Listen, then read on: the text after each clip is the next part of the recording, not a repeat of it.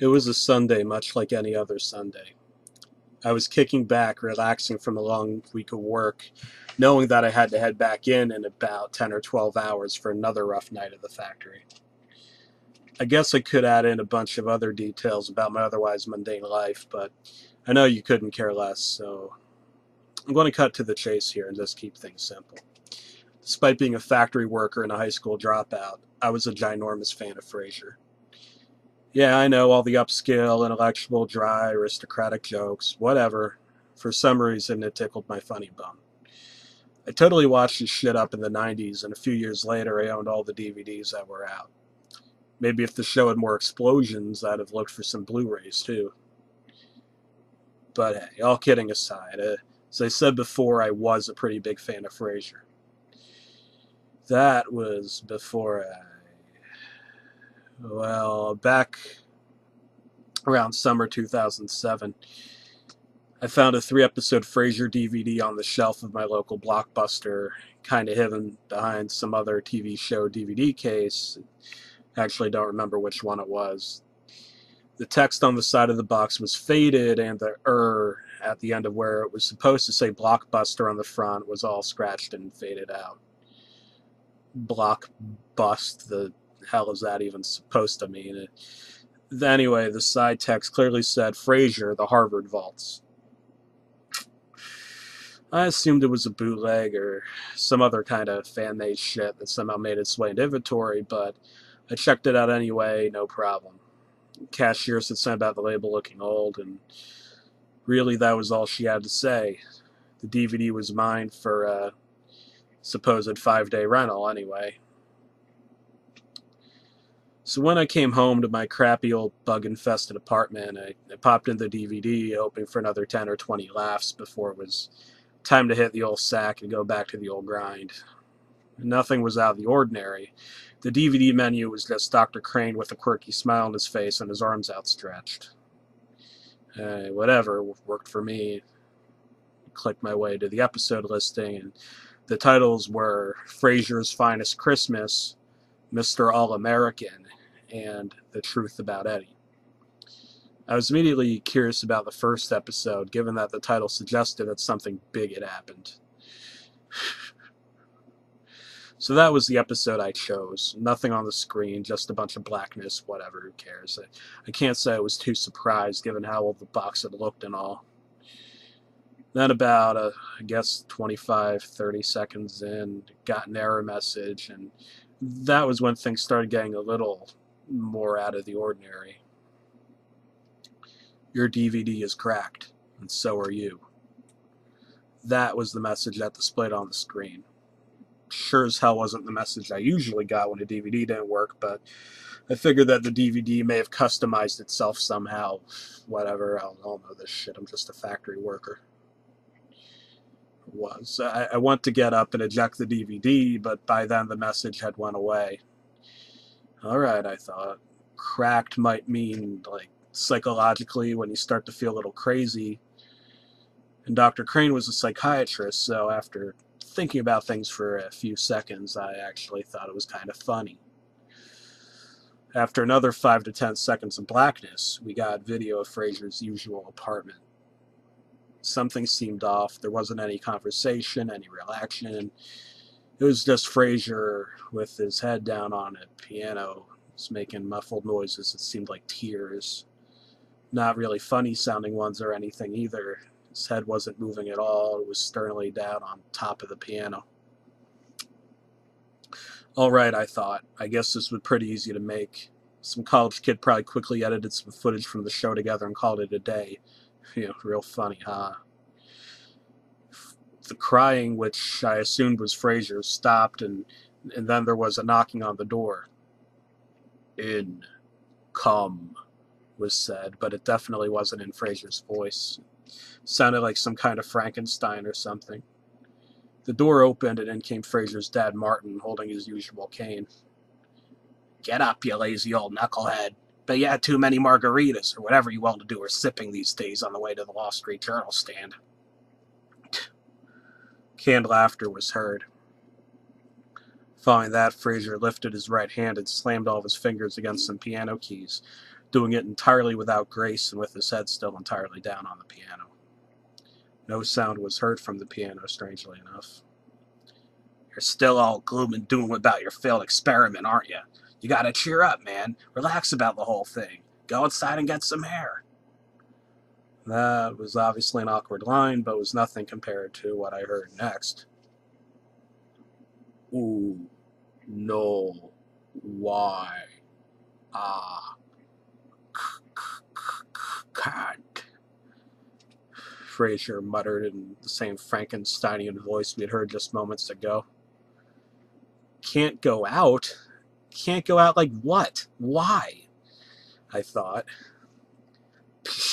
Martin waved. You know, in the forest, Larry had half his face shot off. Looked a lot like Two-Face, too.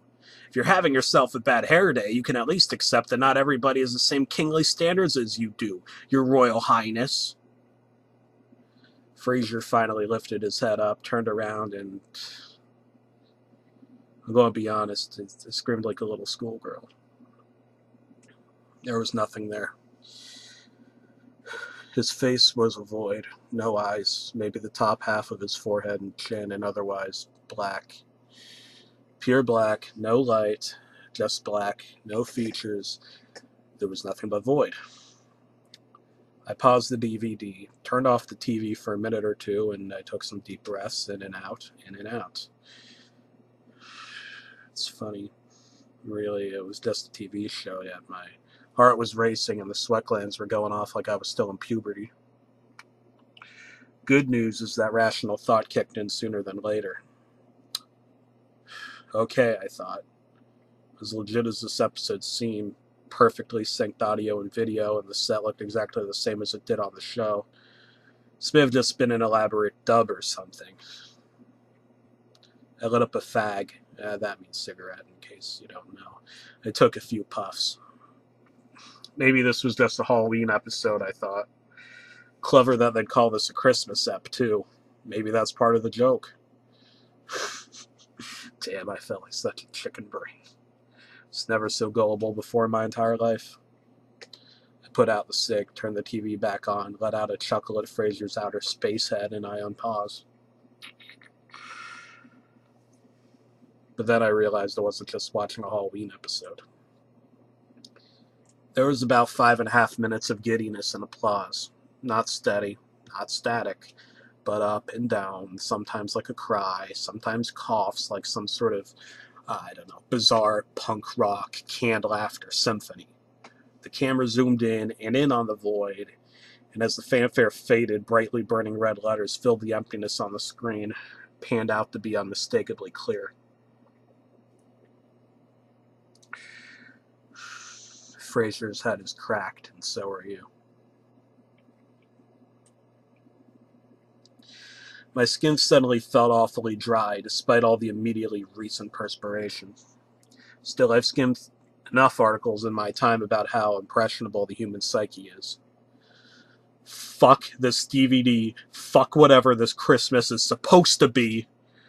I hollered that to myself, and I turned the disgusting thing off and stuck it back in its putrid old case and went to make my bed. Won't surprise you, but I couldn't get to sleep. But it wasn't just a matter of being scared, it was like a trance. I couldn't get that episode of Frasier off my mind. I laid in bed, in this trance-like state, for hours. Before I knew it, I was maybe 90 or 100 minutes away from having to get showered and dressed and ready for my Monday shift. And instead of steel-toed boots, machines, grinding noises, and my asshole boss and coworkers, all I could think of was Frasier's empty head. An Ivy League brainiac was now without a brain. Then I thought about my mother, and I thought about sex for a little bit, and then I put the DVD back on and fast-forwarded through a few more minutes of what I assumed was emphatic laughter and Martin yapping at Frasier for being a snooty, upper-class individual. The scene changed to that of a basement. Funny, because I'm pretty damn sure that Frasier's apartment doesn't have one. Hell, I've never met an apartment that did. There were cobwebs, spiders, dimly lit steps, I'm guessing to supply the Halloween feeling, which still doesn't make sense, given there's no way Fox ever would have aired it. Then there were vials full of blood and saliva and randomly hued chemicals, and I'm guessing semen. There was lots and lots of semen. You know you fucked your mother down here, right? That didn't make sense. Frasier's mom passed away years ago. Anyone who knows anything about Frasier knows that. And Martin doesn't say fuck, and Frasier doesn't have a void head, and he doesn't have a basement, and he doesn't sound like Frankenstein, and he certainly doesn't have sex with his mother. His dead mother.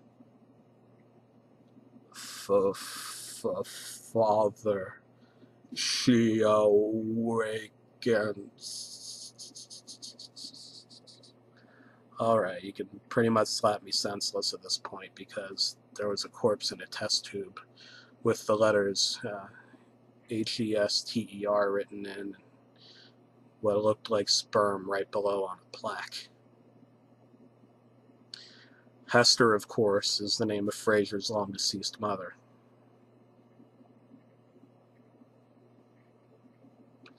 Whatever bind the show had on me, it was tightening its grip on me like Superman on a hamster's head.